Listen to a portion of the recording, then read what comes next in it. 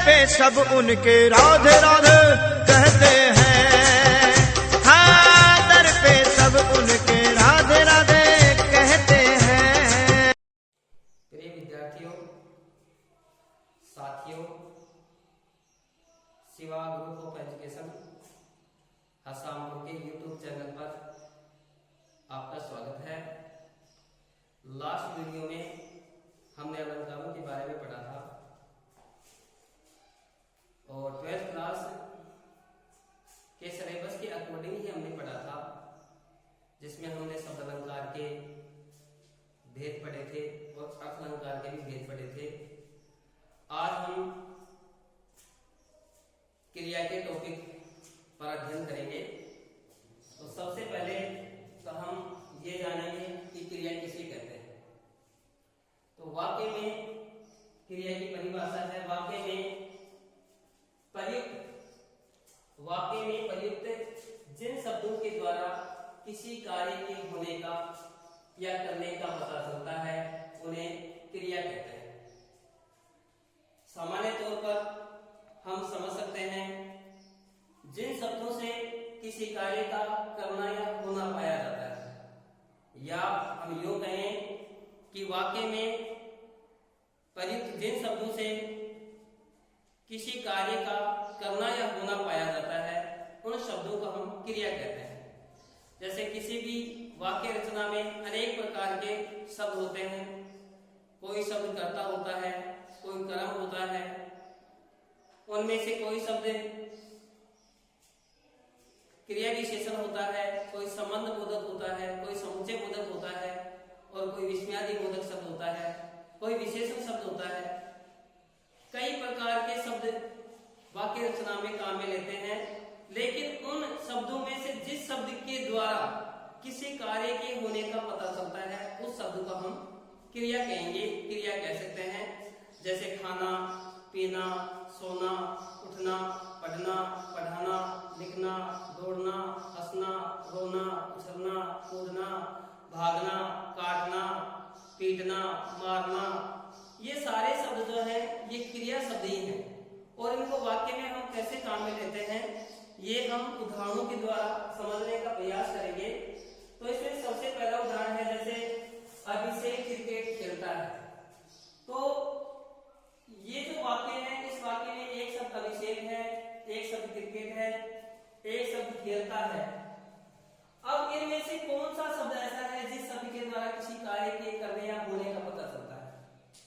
अभिषेक के द्वारा किसी कार्य के करने का या होने का पता नहीं चल रहा, क्रिकेट के द्वारा भी ये शब्द है जो खेलना शब्द से बना है। खेलना शब्द से खेलता है, क्योंकि क्रिया शब्द एक ही होता है लेकिन काल के हिसाब से उसमें परिवर्तन हो जाता है। जैसे खेला, खेलना, खेल चुके, खेलेंगे, खेल रहे थे। तो ये तो हम टेंस या काल के आधार पर क्रिया शब्दों में परिवर्तन देखते हैं। तो अब इसे क्रिकेट खेलता है, इसमें खेलता है, यह शब्द क्रिया शब्द है। जैसे रमा पत्र लिखती है, तो इसमें किस शब्द के द्वारा किसी कार्य में काम क्या हो रहा है हम ये देखेंगे। इसमें काम क्या हो रहा है, कौन सा ऐसा शब्द है इस वाक्य में जिस शब्द के द्वारा किसी काम के होने का बोध हो रहा है, पता चल रहा है।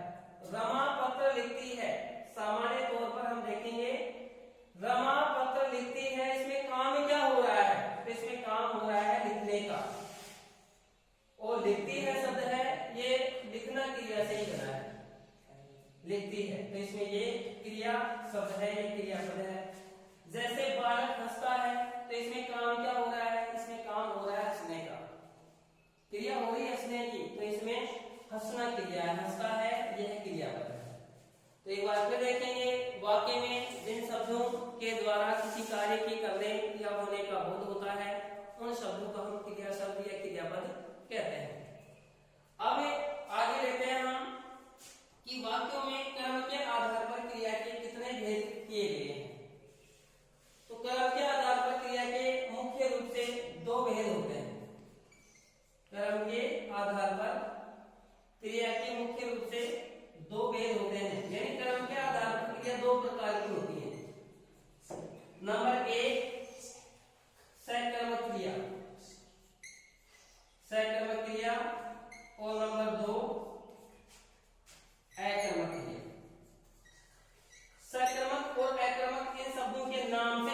परिभाषा का अनुमान लगा सकते हैं। सकर्मक क्रिया अर्थात वाक्य में जब क्रिया के साथ कर्म भी आए, वाक्य में जब क्रिया के साथ कर्म भी आए तो उस क्रिया को हम सकर्मक क्रिया कहते हैं। वाक्य में जब क्रिया के साथ कर्म भी आए, या हम इस बात को ऐसे समझें कि कर्म सहित क्रिया सकर्मक क्रिया होती है और कर्म रहित क्रिया अकर्मक क्रिया होती है। कर्म सहित क्रिया अर्थात जिस क्रिया के साथ कर्म भी आए, और कर्म रहित क्रिया अर्थात जिस वाक्य में क्रिया के साथ कर्म नहीं आए तो उस क्रिया को हम अकर्मक कहेंगे, और क्रिया के साथ जब वाक्य में कर्म आ जाता है तो उस क्रिया को हम सकर्मक कहेंगे। कर्म एक कारक होता है। अब कोई भी जैसे वाक्य आएगा, जैसे अभी एक वाक्य हमने लिखा है, इसी वाक्य को एक बार दोबारा लेते हैं। रमा पात्र लिखती है, रमा पात्र लिखती है। अब इस वाक्य को हम समझने की कोशिश करेंगे कि इसमें ये सकर्मक, जैसे इसमें लिखना क्रिया है, लिखती है, ये क्रिया है, तो ये क्रिया अकर्मक है या सकर्मक है, इसका हमें कैसे पता चले? तो इसका पता हमें कैसे चलेगा? इसका पता इसी प्रकार चलेगा कि हमें इस वाक्य में कर्म देखना है। अगर इस वाक्य में कर्म है कोई शब्द तो इस क्रिया को हम सकर्मक क्रिया कहते हैं। अगर इस वाक्य में कर्म नहीं है कोई शब्द तो इस वाक्य को हम अकर्मक क्रिया कहेंगे, क्योंकि हमने अभी परिभाषा में पढ़ा है कि कर्म सहित क्रिया सकर्मक क्रिया होती है और कर्म रहित क्रिया जो होती है वह अकर्मक क्रिया होती है। तो हमें इस वाक्य में कर्म देखना है कि इस वाक्य में कर्म है या नहीं है। अगर इस वाक्य में कर्म है तो इसका मतलब क्रिया सकर्मक है। अगर इस वाक्य में कर्म नहीं है तो इसका मतलब यह क्रिया अकर्मक है। कर्म को कैसे ढूंढे, कैसे पहचाने? तो एक तो कर्म कारक की जैसे परिभाषा है, तो एक तो हम परिभाषा के आधार पर कर्म को वाक्य में ढूंढ सकते हैं कि वाक्य में कौन सा शब्द कर्म कारक है।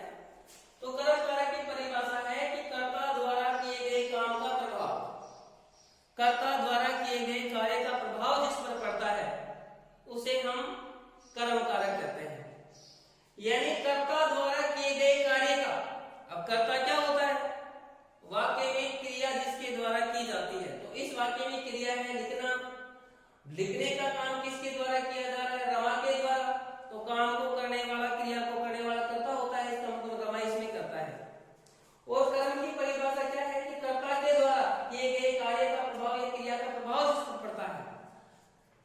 तो कर्ता इसमें रमा है, रमा ने लिखने का काम किया और उसका प्रभाव पड़ रहा है पत्र पर, उसका प्रभाव पड़ रहा है पत्र पर, इसका मतलब पत्र इसमें कर्म है।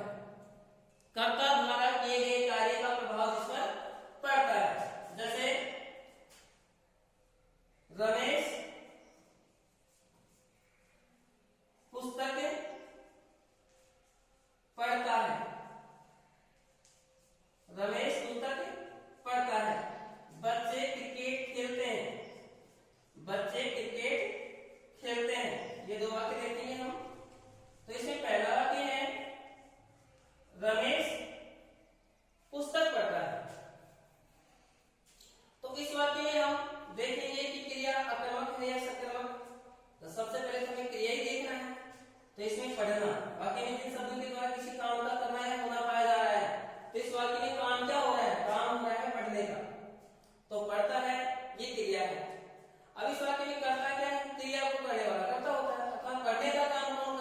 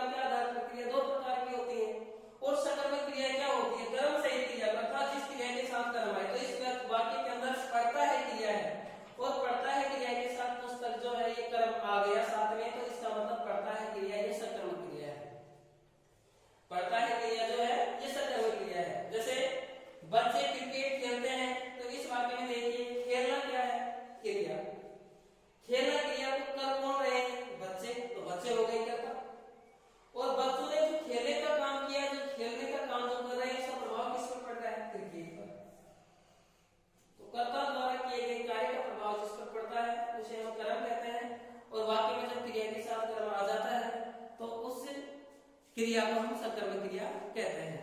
लेकिन कई बार ये चीज अच्छे से समझ में नहीं आती, क्योंकि मुझे भी ऐसा हो जाता है कई बार कंफ्यूजन कि बच्चे जो खेलने का काम कर रहे हैं वो क्रिकेट पर क्या पढ़ रहा है, कैसे पढ़ रहा है क्रिकेट पर, ये चीज समझ में नहीं आती। कई बार क्या प्रभाव पड़ा, जैसे रमेश पढ़ रहा है तो पुस्तक पर क्या प्रभाव पड़ा, तो चलो पुस्तक तो उससे प्रभावित हो रही है, क्योंकि पुस्तक जो है वो पढ़ी जा रही है, पुस्तक को हाथ में लिया जा रहा है, उल्टा पलटा जा रहा है, पन्ने पलटे जा रहे हैं, तो ये तो समझ में आ गई। लेकिन कई बार ऐसी स्थिति समझ में नहीं आती कि बच्चे खेल रहे हैं तो उसमें क्रिकेट पे क्या प्रभाव पड़ रहा है, तो ये चीज समझ में नहीं आती है।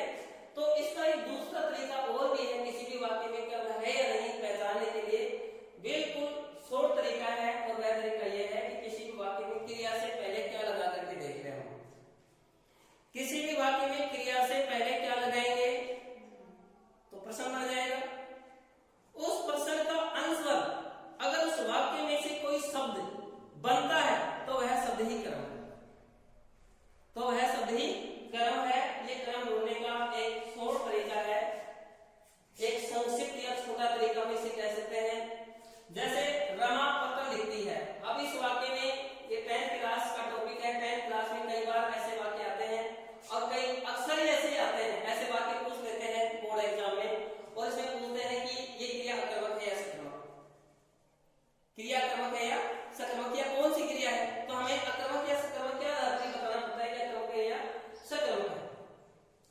तो उस स्थिति में हम ऐसा हमारे पास कोई तरीका हो कि कम से कम समय में हम ये बता सकें कि अकर्मक या सकर्मक है, तो ये क्रिया जो शब्द है इसके पीछे क्या लगा दें, क्या लगा देने के बाद हम इसको पढ़ें, और पढ़ने के बाद में अगर इस वाक्य में ही आया हुआ कोई शब्द उसका उत्तर बन करके आता है तो इसका मतलब उत्तर बनने वाला शब्द ही कर्म है, और इसका मतलब उस वाक्य में कर्म आ गया।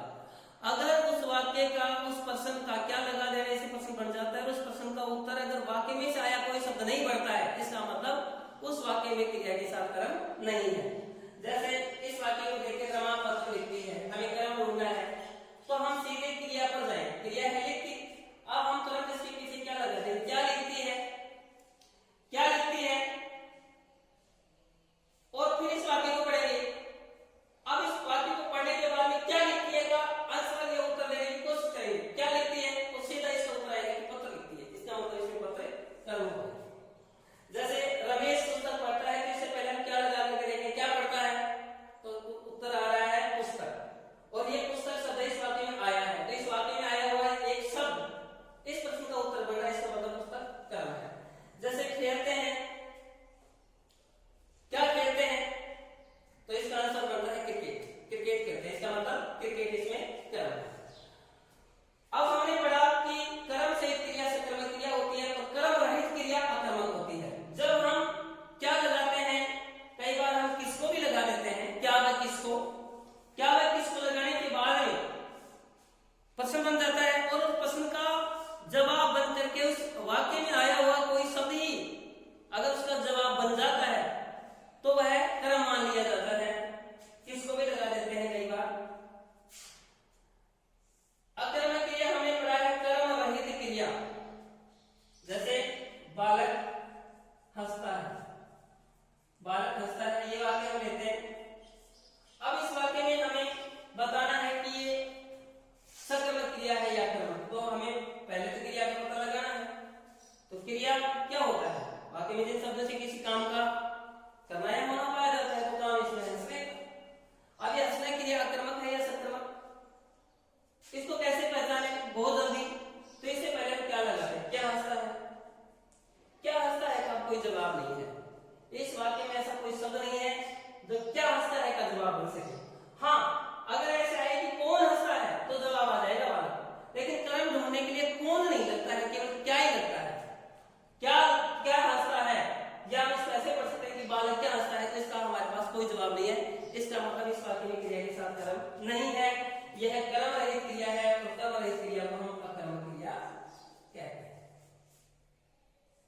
कर्म रहित क्रिया को हम अकर्मक क्रिया कहते हैं। जैसे तो अब इसके अंदर जैसे हम कर्म ढूंढने की कोशिश करेंगे तो कर्ता से पहले हम क्या लगाएंगे, और वैसे भी अगर हम परिभाषा क्या अभी देखिए ना, तो परिभाषा क्या है कर्म का कि वाक्य में कर्ता द्वारा किए गए कार्य का या क्रिया का प्रभाव किस पर पड़ता है। तो इसमें इस वाक्य में देखेंगे कि इस वाक्य में कर्ता क्या है, बालक, और बालक ने जो क्रिया क्या की है, हंसने, और हंसने का प्रभाव किसके पड़ रहा है, तो कोई शब्द नहीं है जिस पर प्रभाव पड़े, क्योंकि इसमें बालक है जो करता है और इसमें वैसे भी एक शब्द और है, क्रिया है, तो अन्य कोई शब्द ही नहीं है, तो वैसे भी आक्रामक है।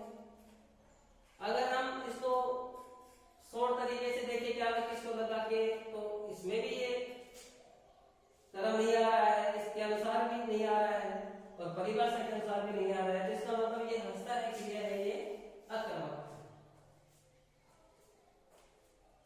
तो इस प्रकार से कर्म के आधार पर क्रिया के दो भेद हमने पढ़े हैं, आक्रामक और सक्रमक। कर्म सहित क्रिया तो हम सकर्मक क्रिया कहते हैं, कर्म रहित क्रिया जो होती है वह आक्रामक क्रिया होती है। इसमें कई बार संदेह की स्थिति उत्पन्न हो जाती है। इसमें जल्दबाजी में जैसे आक्रामक या सकर्मक पूछा जाता है कि ये आक्रामक है या सकर्मक है, तो जो विद्यार्थी रहते हैं 10th क्लास के विद्यार्थी विशेषकर जल्दबाजी में आक्रामक या सकर्मक बता देते हैं, क्योंकि एक वाक्य में कई कारक होते हैं, जैसे कारक तो 8 होते हैं टोटल, लेकिन वाक्य में कर्ता भी आ सकता है, कर्म भी आ सकता है, अधिकरण भी आ सकता है, संप्रदान भी आ सकता है, संबंध कारक भी आ सकता है। लेकिन अक्सर विद्यार्थी से भूल हो जाती है कि वे कर्ता और क्रिया के अलावा कोई शब्द आ जाता है तो उसको अक्सर कर्म ही मान लेते हैं और उसको जल्दबाजी में सकर्मक क्रिया बता देते हैं। लेकिन उस शब्द के बारे में अच्छी तरह से हमें देखना चाहिए कि हो सकता है ये अधिकरण कारक, हो सकता है ये कर्ण कारक, हो सकता है ये संबंध कारक, हो सकता है ये संप्रदान कारक, हो सकता है ये अपादान कारक।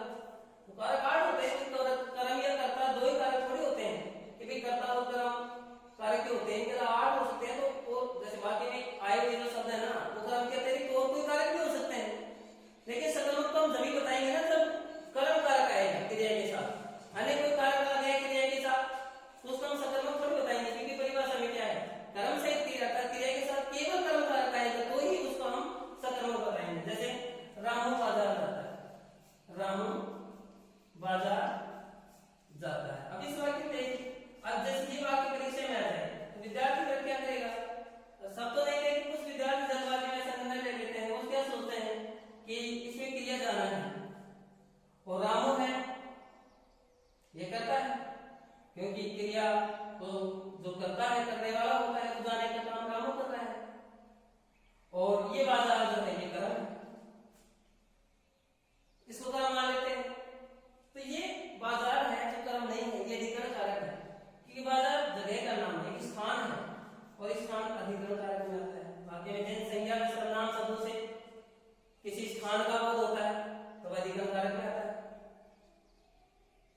तो ये जो बाजार है ये अधिकरण कारक है। अब इसको हम सकर्मक क्रिया नहीं कह सकते, क्योंकि इसमें कर्म कारक आए ही नहीं क्रिया के साथ। क्रिया के साथ केवल ओनली कर्म कारक आए तो ही हम उसको सकर्मक कह सकते हैं। और हमें ये अच्छी तरह से ध्यान रखने की आवश्यकता होती है कि कर्म के अलावा और कोई भी कारक हो सकता है, क्योंकि कारक कर्म के अलावा 7 और होते हैं।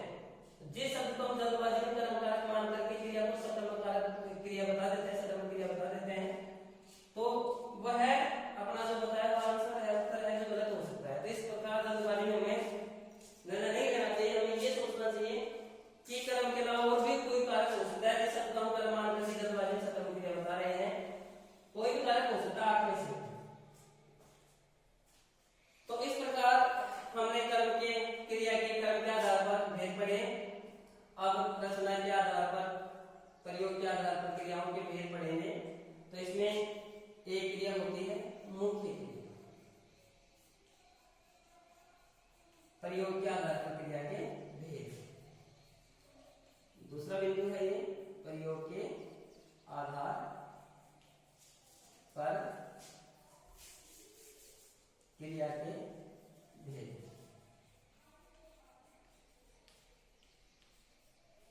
तो इसमें मुख्य क्रिया, नंबर 2 सहायक क्रिया, और नंबर 3 संयुक्त।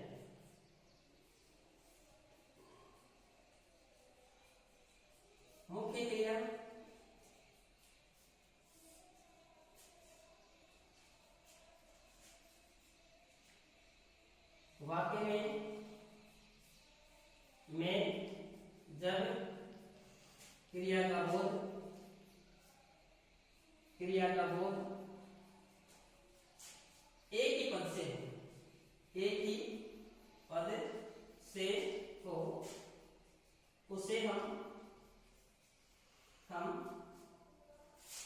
मुख्य क्रिया कहते हैं। उसे हम मुख्य क्रिया कहते हैं। या हम इस तरह से कह सकते हैं कि वाक्य में जो क्रिया एक ही पद में है, वाक्य में जब क्रिया एक ही पद में है, पद में आए तो वह मुख्य क्रिया कहलाती है। ऐसे भी कह सकते हैं इसे। अब इसको उदाहरण के माध्यम से हम समझेंगे।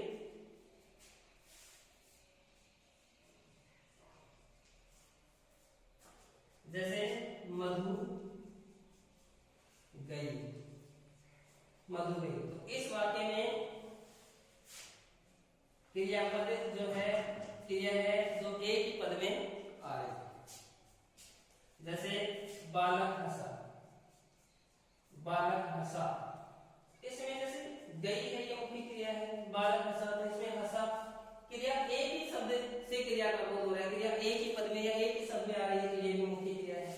लेकिन जैसे क्रिया दो तीन पदों में आए तो फिर क्या करें? जैसे बालक हंस रहा है, बालक हंस रहा है, तो हंस रहा और है, ये दो तीन पदों में आ गई ना क्रिया। तो अब इसमें मुख्य क्रिया क्या है? तो इसमें शुरू में जो आने वाली क्रिया, इसको हम मुख्य क्रिया कह सकते हैं। बालक हंस रहा है, तो जो हंसना जो है ये इसमें मुख्य क्रिया होगी। जैसे मनीषा ने मिठाई खा ली होगी। तो इसमें देखो क्रिया जो है वो दो तीन पदों में आ रही है, खाना, लेना, होना। खाना से खा बना है, लेना से ली बना है, होना से होगी बना है। तो अब इसमें मुख्य क्रिया क्या है? तो इसमें शुरू में आने वाली जो क्रिया उसको मुख्य क्रिया मान लेंगे, और बाद में जो आने वाली क्रिया है इनको हम सहायक क्रिया मान लेंगे।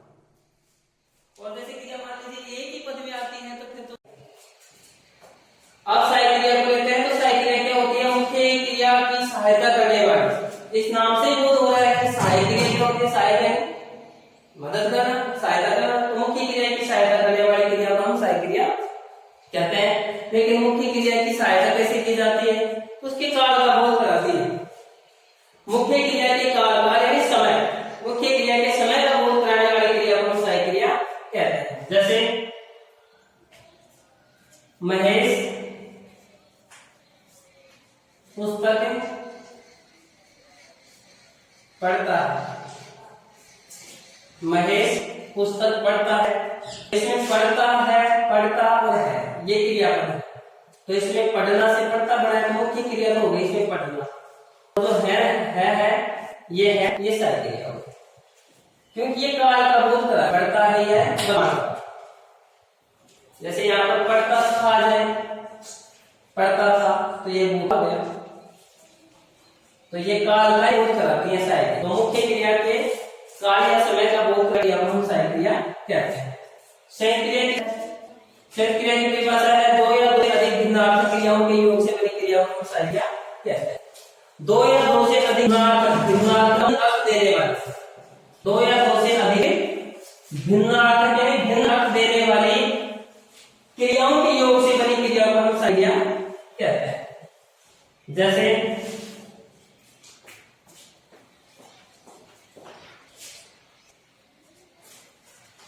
सरिता ने गाना गा होगा, सरिता ने गाना गा लिया। तो इसमें गाना है ना, ये तो जैसे कर्म है, लेकिन इसमें क्रिया दो तीन पदों में आ रही है, गा लिया होगा।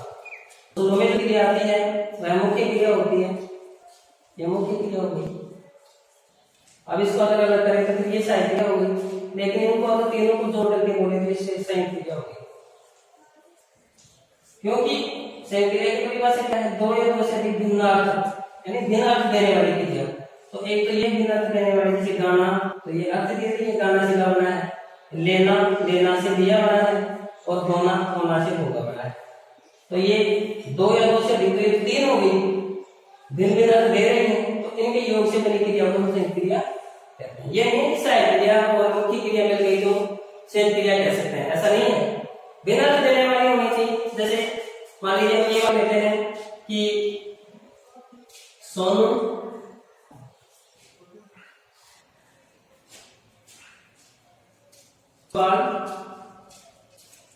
फुटबॉल खेलता है, इस बात क्यों है?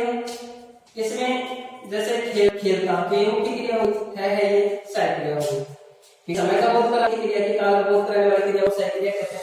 अब इन दोनों को जोड़ करके हम संयुक्त क्रिया नहीं कह सकते, क्योंकि दो या दो से अधिक भिन्न अर्थ देने वाली क्रिया होगी, इससे बड़ी क्रिया को हम संयुक्त क्रिया कहते हैं। तो यहाँ भिन्न अर्थ देना है, अर्थ देने वाला तो एक ही है क्या अर्थ दे रही है, कोई अर्थ नहीं दे रही है, तो इन दोनों को मिला करके हम संयुक्त क्रिया नहीं कह सकते। दो या दो से अधिक भिन्न अर्थ देने वाली क्रियाओं के योग से बनी क्रिया को हम संयुक्त क्रिया कहते हैं। इस प्रकार से हमने क्रिया परिभाषा क्रम के आधार के भेद और क्रिया के भेद, मुख्य क्रिया, सहायक क्रिया और संयुक्त क्रिया हमने पढ़ा और उनके उदाहरण भी समझे। धन्यवाद।